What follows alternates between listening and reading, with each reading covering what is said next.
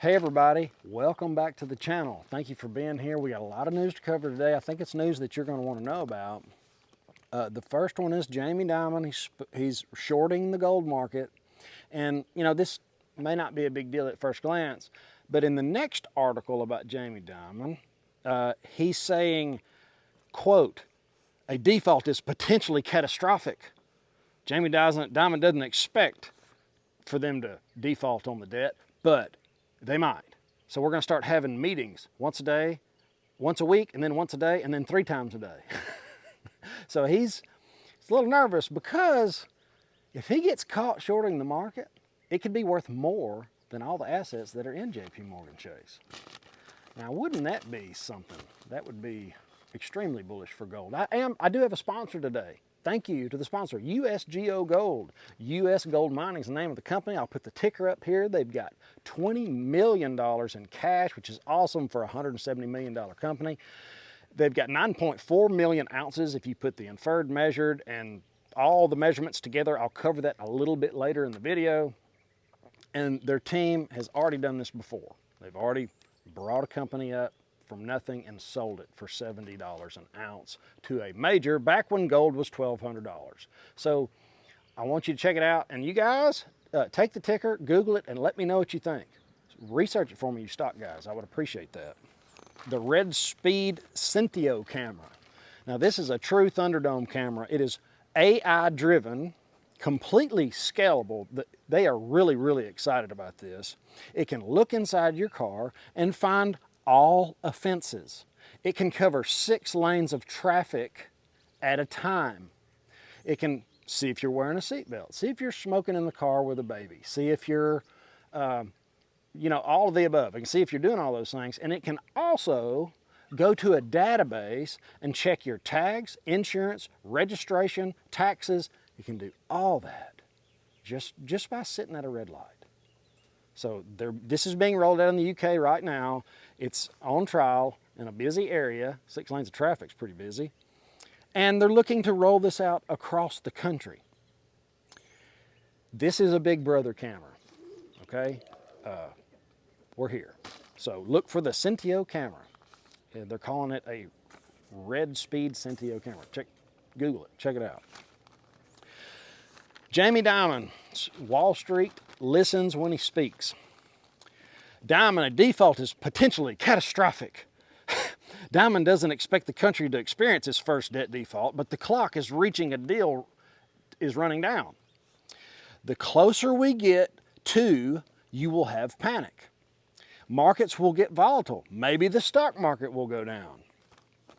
And then you have Biden saying, well, he doesn't know what he's saying. Bless your heart. Biden said he told congressional leaders at Wednesday meeting, quote, America is not a deadbeat nation. We pay our bills. Smell the hair on my legs. Who knows? Who knows what he's going to say? Janet Yellen, the evil baker. The government could run out of money to pay bills if the ceiling is not lifted. Dimon said he's put a war room together that is going to have meetings once a week, and then once a day, and then 3 times a day. Now, does that seem like he's freaking out a little bit? It did to me, because the closer you get, we'll have panic. What do people run to when they panic? I had a community member put something in the comments that was kind of eyebrow raising. It was the last time that happened, because I mentioned this in a live stream. She said the last time, or one of the last times that happened in 2011, the price of silver went to $49 an ounce. So if he gets caught short in the market, anything goes then. You're going to see some fireworks. Okay, let's talk about JPMorgan's massive derivative gold short position that could be larger than the bank's total assets. Should the price of gold ever shoot up, say another $1,000, in the weeks or months due to an unexpected black swan, JPMorgan Chase would likely find itself underwater. Now this is from Dr. Stephen Lieb, one of the world's top money managers. Quote, what I lose sleep over is how much exposure does a bank like JPMorgan have to the gold derivative market. They're trying to control the price of gold, and they have been successful so far, I might add. JPMorgan is selling the precious metals short using derivatives, which is effectively keeping the price of gold artificially low. And if gold takes off and gets out of control, then it's Katie bar the door and you don't know what's going to happen. That's the truth. How do they maintain these massive short positions? The Fed is bankrolling it through its primary dealers. So the mega banks that de facto control the Fed, that's how they're doing it. But guys, this is, you know, the truth comes out. The cream rises to the top. You know, your transgressions will come out. Can't remember the scripture, it's in Deuteronomy, but your transgressions will find you out. I think that's right. Somebody set me straight in the comments. The big box stores that are closing. Kohl's made it on the Moody's bankrupt watch list. Macy's closing another 50 stores after 125 last year and laying off 2,000 employees. Target has closed several locations. Something just bit me. Something bit me. Target closing several locations, shoplifting, and food traffic, low food traffic. I guess people aren't shopping at Target for food.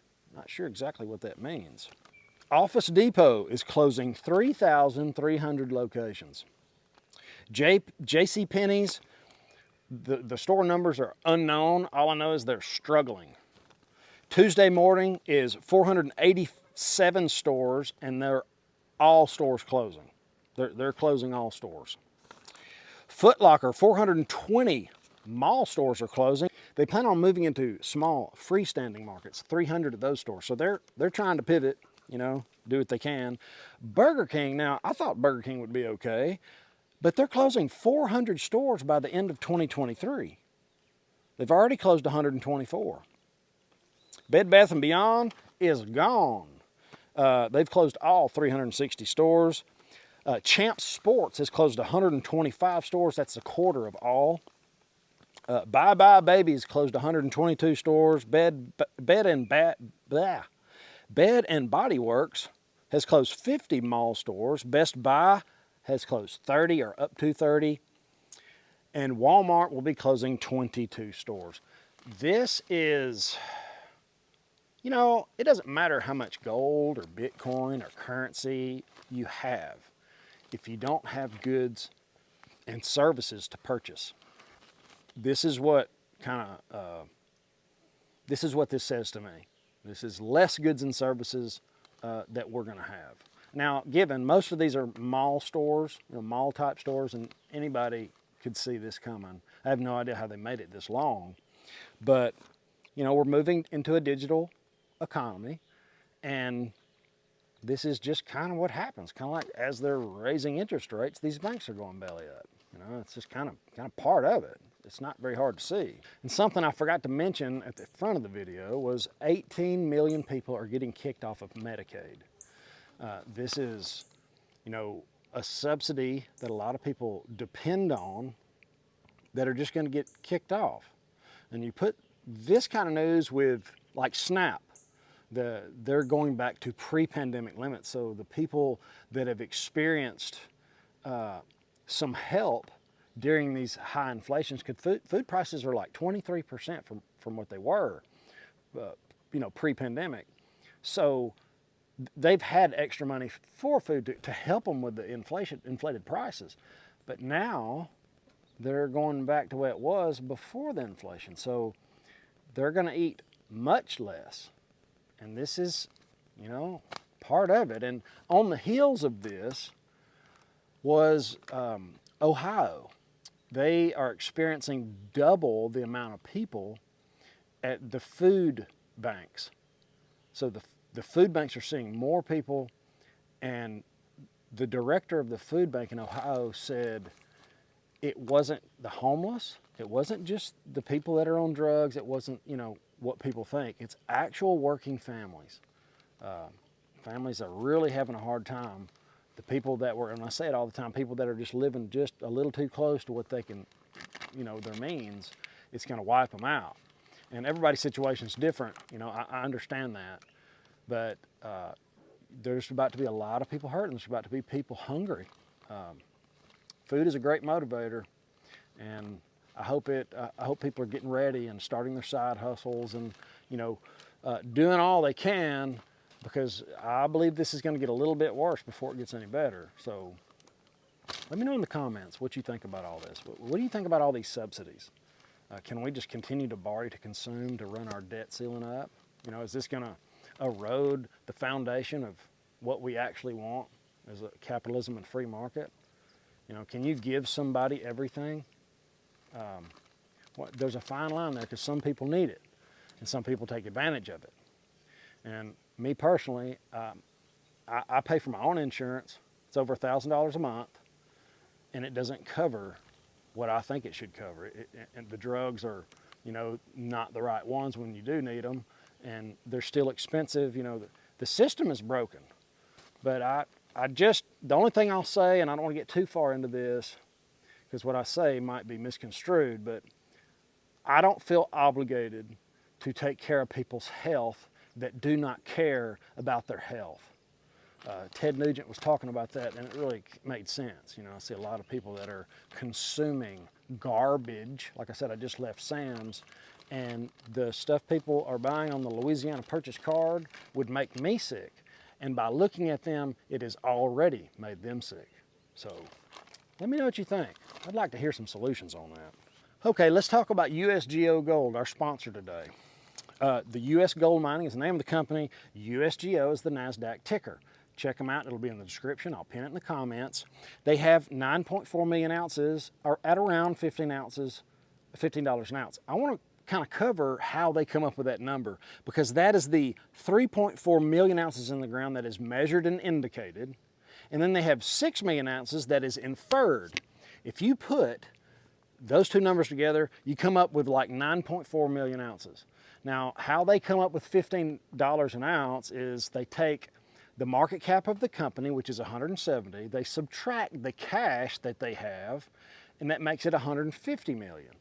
Okay, they take 150 million, they divide it by 9.4 ounces, and that comes to about a little over $15 an ounce. So other companies like this sell for $30 to $40 an ounce in the ground, and the ones that have gotten bought out by majors have sold for around, you know, $100 an ounce. You know, when things start picking up and people start seeing what's going on, people jump on and it runs the price up. So that's kind of usually how it goes. Now, I want to talk about the CEO, Tim Smith. He's done this on both sides. He's been on the side that got sold, and then the company that bought them, he went to work for them. So this is an interesting story, and as we get into it, just remember, USGO is in about the same position as this other company was. So, and one more thing, no one has drilled this property in 12 years. And immediately when I heard that, I thought, you know, that puts me in mind of technology. My iPhone today is way different than the one I had 12 years ago. CEO Tim Smith, he was the VP of exploration at Karnak Gold. He took Karnak Gold, that was in similar position to USGO, and advanced the property, the deposit, into a PEA stage at the point where Gold Corp bought the property at $70 an ounce. Now, keep in mind, gold was $1,200 back then, so you know it could possibly be more this time. And then after that, he started working for Gold Corp. So, you know, it's cool he's had experience on both sides. So guys, check out USGO Gold. Let me know what you think in the comments, and that's it. Have an awesome day. I'll see you in the next one. Later.